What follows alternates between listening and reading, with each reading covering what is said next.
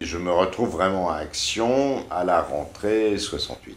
D'accord. C'est-à-dire quand il sort en hebdomadaire, puis en quinzomadaire, et puis au printemps 69 pour l'élection présidentielle, il ressort en quotidien pour 8 jours. Ouais. Alors Action, Action c'est intéressant parce que laissons tomber les deux premiers numéros qui ne sont qu'un cri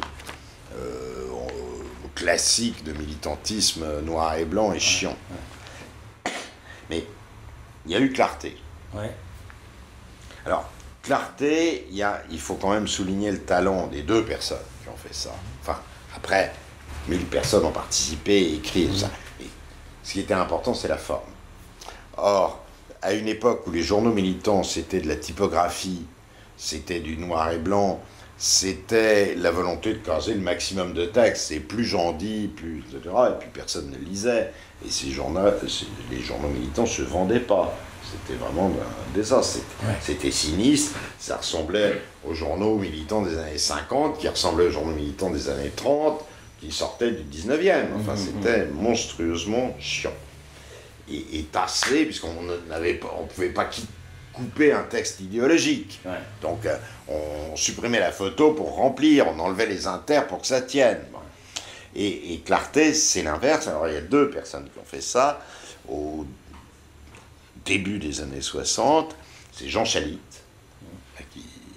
dont il faut saluer le talent, et Chemetov, qui a fait la maquette.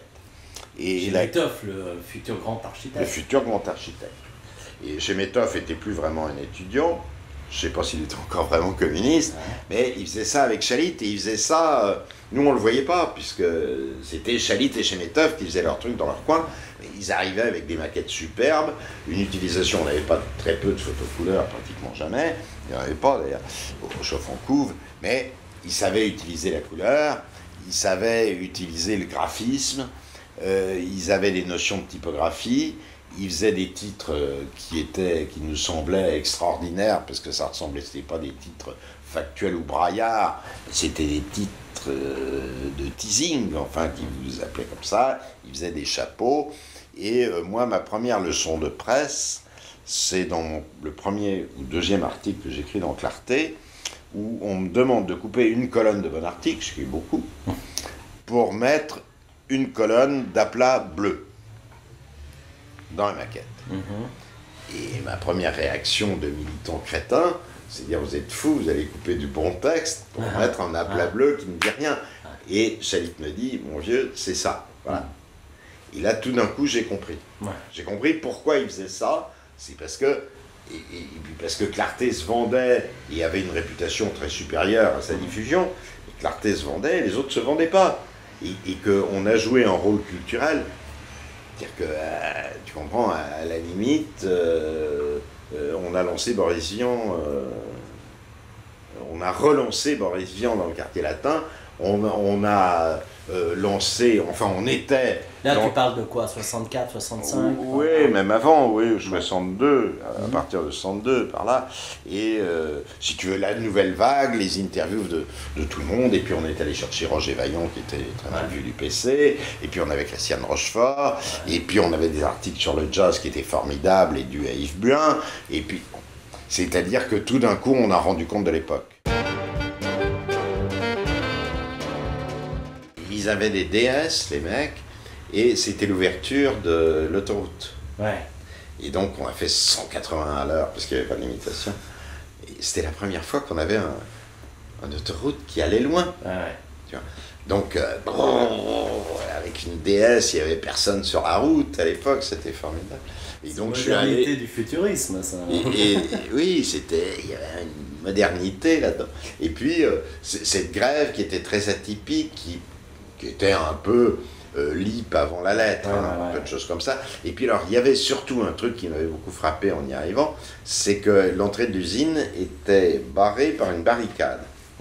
Et c'était la première fois de ma vie que je voyais une barricade. Bon, je sais pas, une barricade très sérieuse, mais c'est une mythologie grave, la barricade.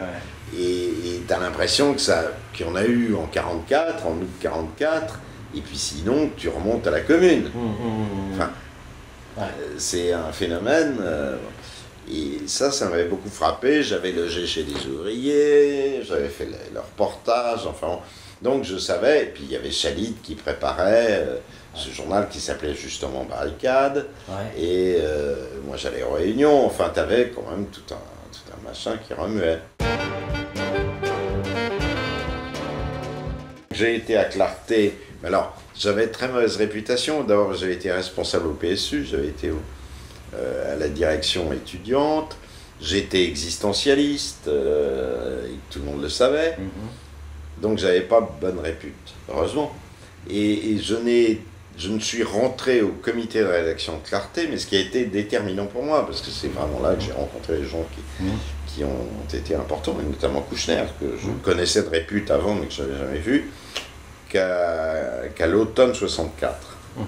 Donc en fait, j'ai été à Clarté de l'automne 64 à mars 65, à d'autres expulsions. Mais comme c'était un peu la débâcle, et que Buin, qui était rédacteur en chef et de talent, s'est plus ou moins retiré pour écrire son premier livre chez Grasset qui s'appelait Les Alephes, je me suis retrouvé rédacteur en chef, en tout cas technique, sous les ordres clandestins de Chalit, qui n'étant plus étudiant, n'avait plus le droit d'être... bon. Donc je faisais le rédac-chef pour assurer les trucs, et j'allais tous les soirs, 9 soirs de Port-Royal, chez Chalit, rendre compte. D'accord. Qui m'expliquait, non, il faut faire ci, il faut faire ça, fais gaffe à la maquette, ça c'est trop long, il faut titrer, on faisait les titres ensemble. Voilà. Bon, qui m'a donné une leçon de presse assez éblouissante et qui a été déterminante.